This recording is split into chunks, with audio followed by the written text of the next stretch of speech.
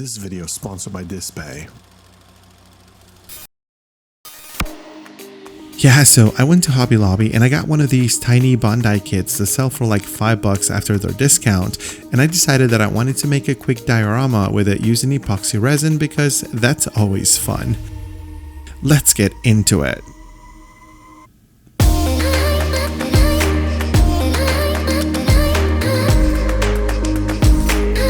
As always, Display provides some of the best hobby tools to make building kits even more fun, and if there's one thing you can get from them, get the nippers and sand sponges. Well, that's two things, but you know what? They're game changers and I use them in every project. They have become my staples.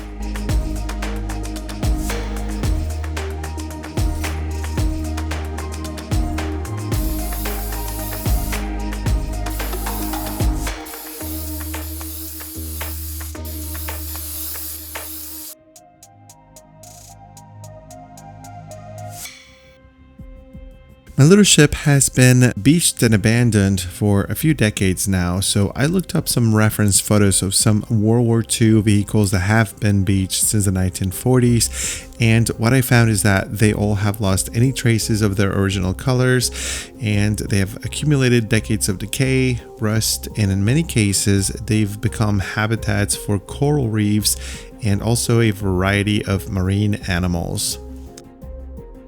I decided to do oils and pigments for my project, and I went pretty heavy on the oils so that lots of grime and gunk could build up in all the cracks and crevices of this ship.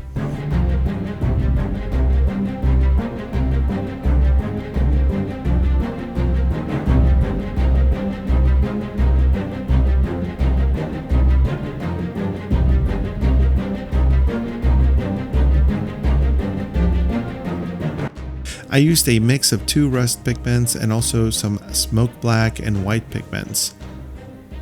A lot of the reference photos I have found have a lot of white in them, and I wanted to add some here.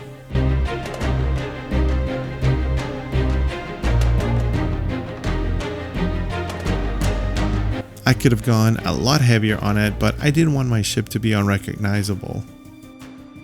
Using some XPS foam, I began building a cliff that would be a huge part of this diorama. This process was incredibly enjoyable.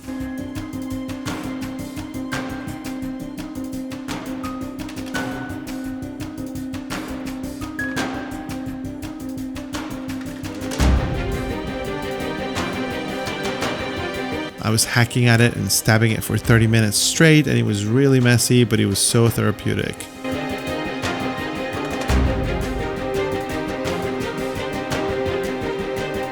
I also made the seabed and then proceeded to seal the thing with some black paint and some PVA glue.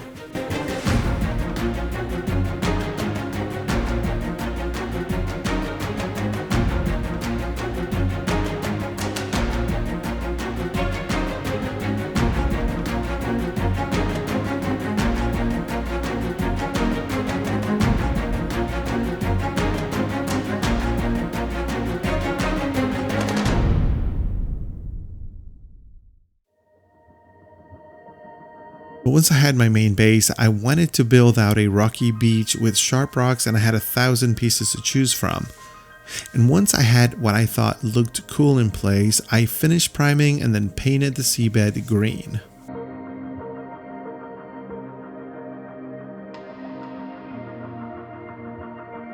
My cliff underwent a series of dry brushings with light and dark tones of gray, tan, brown, and more gray.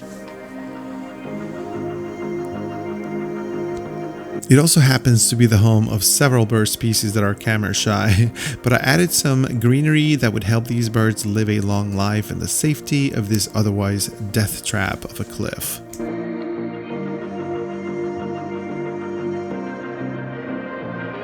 And of course, my main dude, who's been here for at least a couple decades.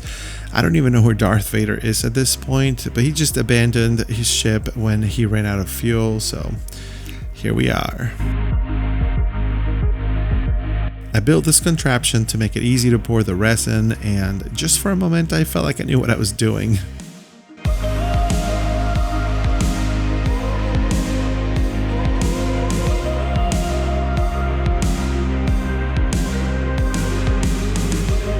Some alcohol ink gave my clear resin some nice watery tones.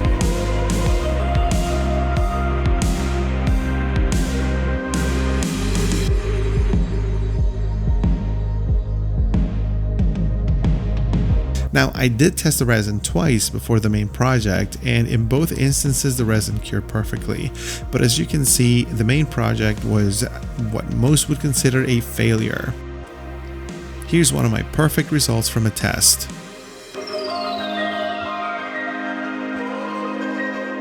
But I didn't let that stop me, and the ocean is never quiet, never at peace, so perfectly still resin might have not been as realistic. And yes, that's what I have to tell myself. And this is the final result.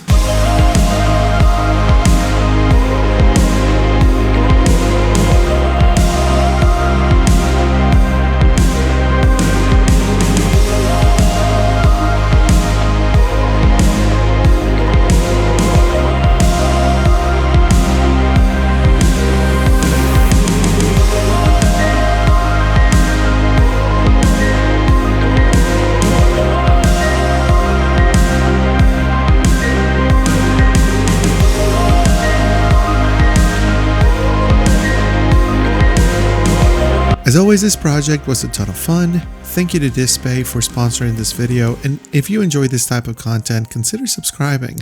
Thank you for watching. See you on the next one.